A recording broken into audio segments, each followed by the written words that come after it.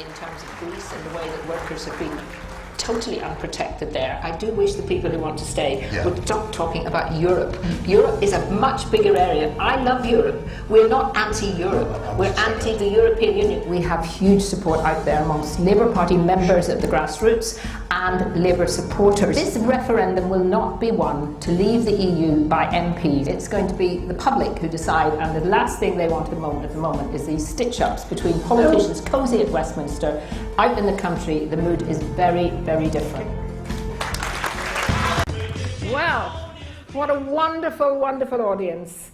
And it is such a privilege to be here as a Labour MP supporting the Grassroots Out movement. I was so delighted to be working with Peter and Tom when we first thought about this in a little room in one of the House of Commons' outbuildings.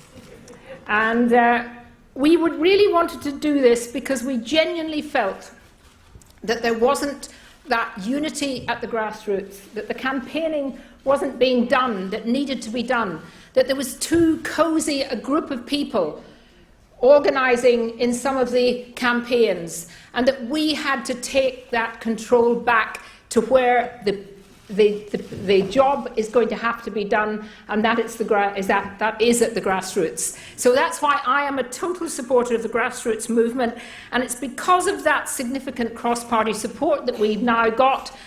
I don't know what the Electoral Commission will do, but certainly if I was advising the Electoral Commission, I would say designate the Grassroots Out movement.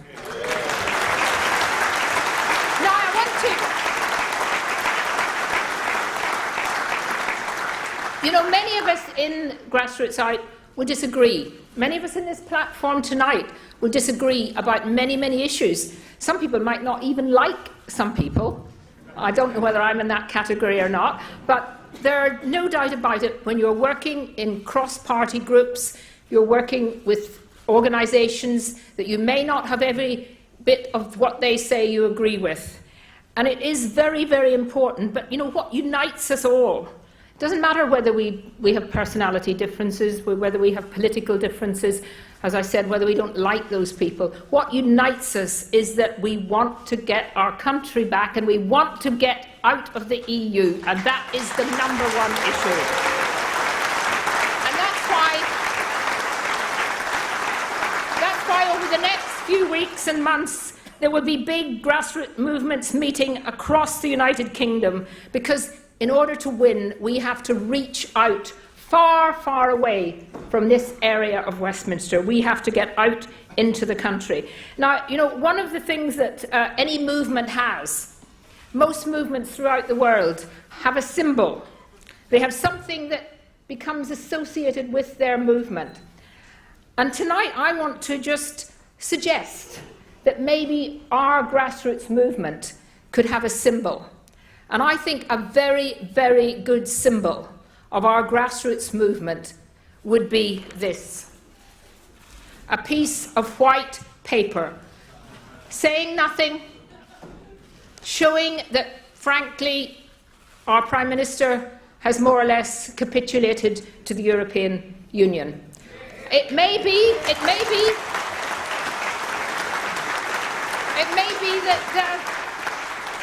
that this will take off, and that whenever David Cameron appears anywhere in the country, people will hold up, dignified, very nicely, a piece of white paper.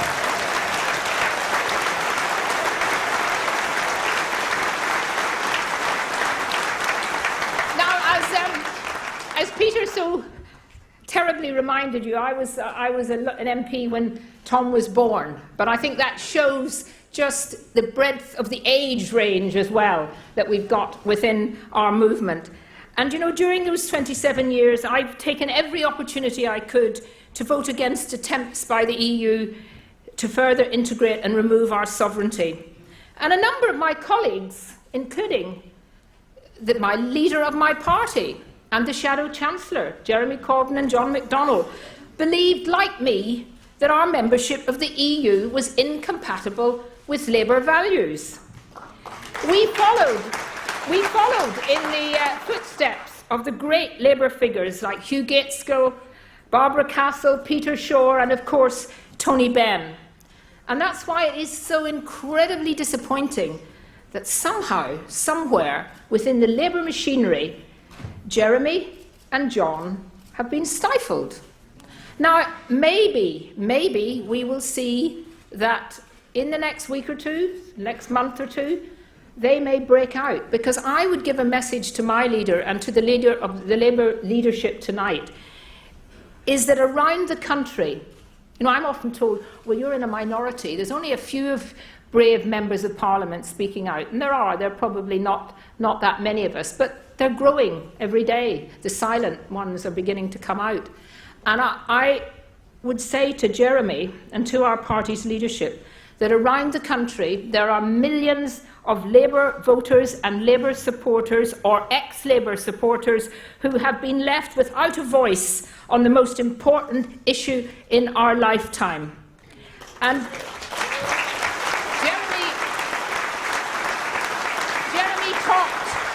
Jeremy talked about re-engaging with our voters, and his election undoubtedly brought excitement back into politics. But on the most significant issue of our lifetime, the Labour Party has been sadly left behind, not just within the Labour movement, I believe, but certainly with the mood of the country. And I think that is a terrible, terrible shame, and the Labour Party will live to regret it.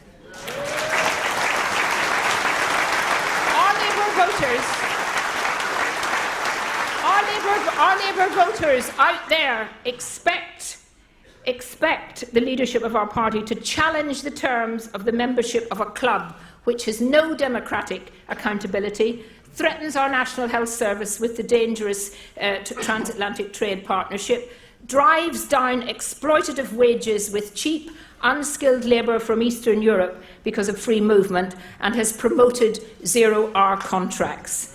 And I just cannot understand how anyone who is opposed to TTIP cannot see the logic of not being also opposed to the European Union.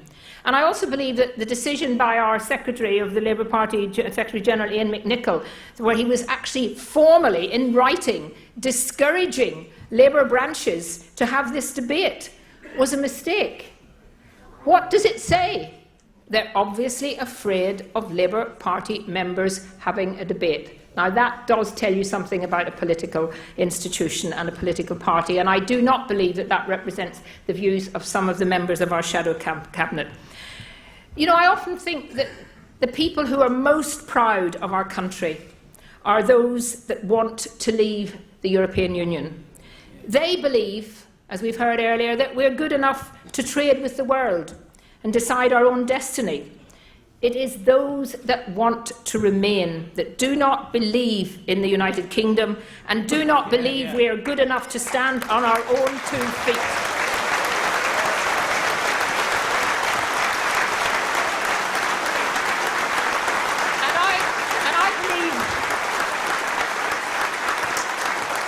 And I believe, as a Labour MP, that voting to leave is the progressive and safe option in this referendum. It's a vote to leave a club whose influence in the world is declining each day.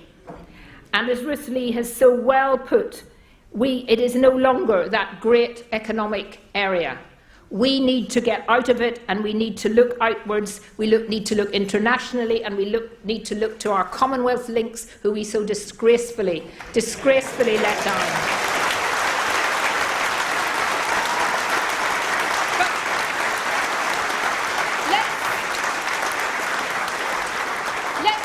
Let's not kid ourselves. The whole might, as has already been said by many people, the whole might of the British establishment will be turned onto us.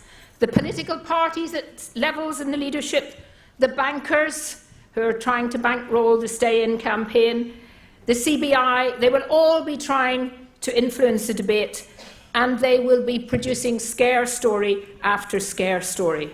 But we can and we will defeat them, because the referendum is not about them. It's not about us here on the platform.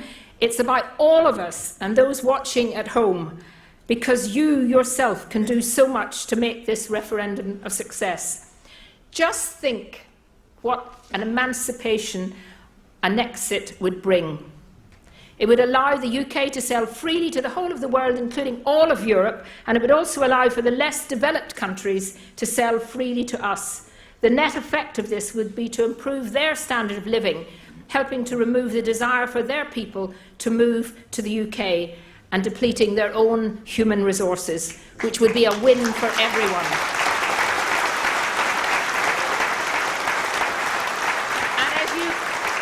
As you all know, the European Union policy as it stands now condemns impoverished countries to a form of hopeless servitude that should have been marginalised and got rid of and consigned to history. How can anyone in the left condone that?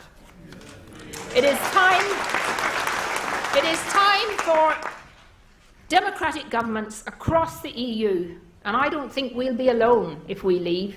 I think there are many other EU countries and movements within those countries who realise this is a failed project. They want to begin again to represent the real interests of the people, and we can lead that way. I love my country. I'm very proud of being British. I'm very proud. I believe in the United Kingdom, and I have confidence in our ability to once again be a self-governing nation. But you individually here can do so much. Every morning, each one of you should wake up and think, who can I persuade today? Who can I speak to? Who can I go and campaign in? Who can I talk to in the supermarket?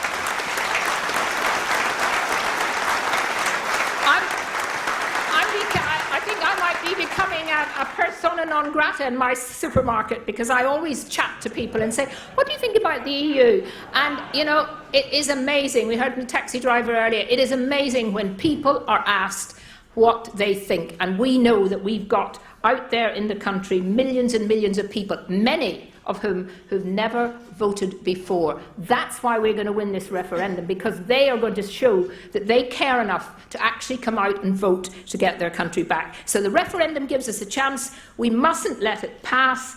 Let's make it happen, and let us rejoin the rest of the world.